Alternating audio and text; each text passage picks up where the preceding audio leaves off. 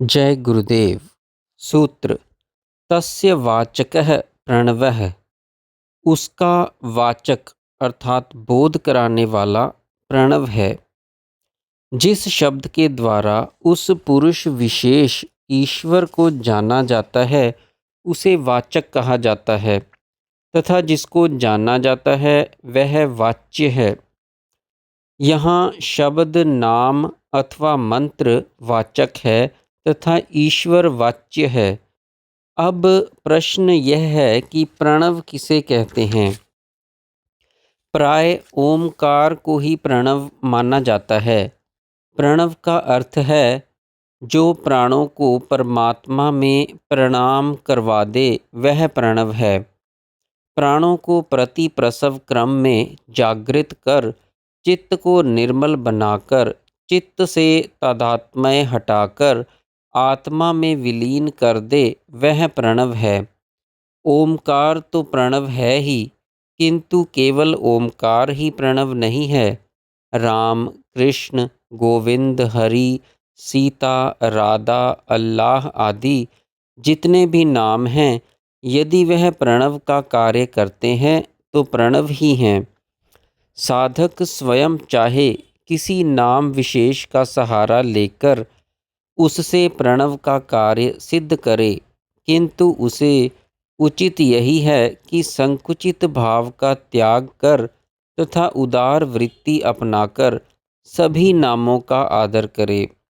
राग द्वेष ही जगत है तथा उदार भाव ही आध्यात्मिकता। इस सिद्धांत के अंतर्गत सभी नामों के प्रति आदर भाव ही श्रेयस्कर है। जैसा कि ऊपर कह आए हैं कि नाम तथा नामी जिसका नाम है में वाचक वाच्य का संबंध है।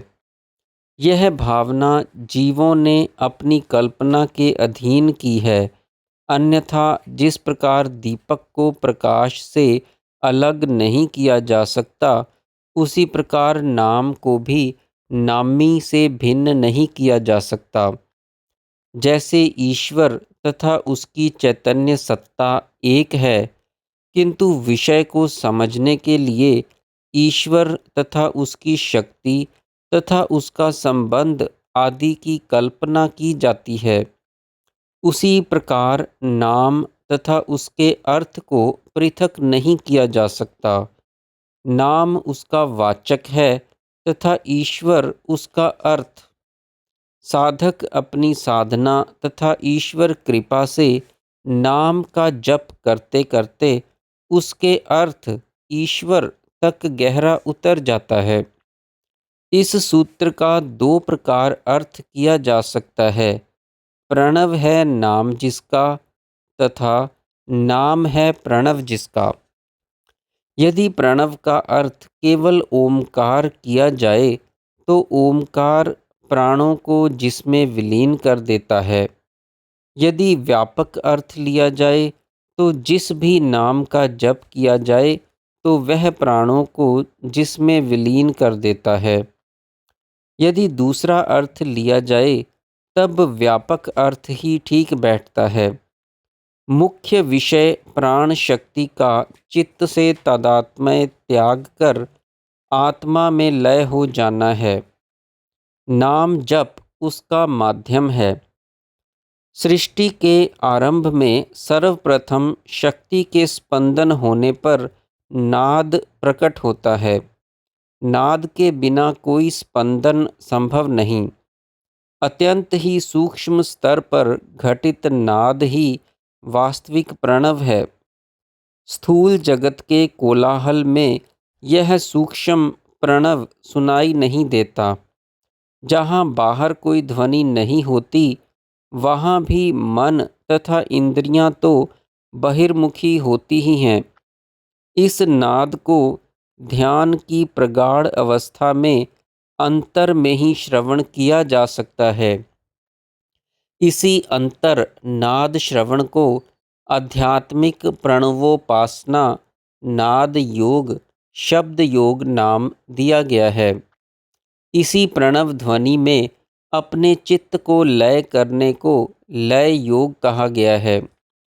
थोड़ी स्थूलता ग्रहण करने पर यही प्रणव नाद विभिन्न प्रकार की ध्वनियों का रूप ग्रहण करता है। इन ध्वनियों के साथ चित्त के अन्य संस्कार मिलकर कई प्रकार की स्वतः सिद्ध क्रियाएं प्रकट करते हैं। नाद श्रवण की क्रिया तथा अन्य क्रियाएं सभी आंतरिक अनुभूतियां हैं। कई प्रकार के दृश्य दर्शन, कई प्रकार के प्रकाश तथा ज्योति, शारीरिक एवं मानसिक क्रियाएं इसी के अंतर्गत हैं। ये क्रियाएं प्रणव के जागृत होने अर्थात कुंडलिनी की क्रियाशीलता के पश्चात ही अनुभव गम्य होती हैं। शक्ति की क्रियाओं की अनुभूति से शक्ति का ज्ञान होता है। प्रणव ध्वनि भी शक्ति की एक क्रिया ही है।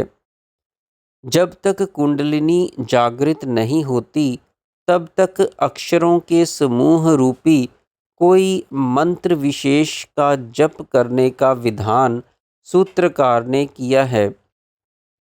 वैसे तो सूत्रकार द्वारा वर्णित एवं अन्य सभी प्रकार की साधनाएं प्रणव की जागृति के लिए ही हैं, किंतु यहाँ उसने नाम जप को ही विशेष महत्व दिया है, क्योंकि मातृकाएं भी शक्ति की प्रणव ध्वनि की ही एक क्रिया है।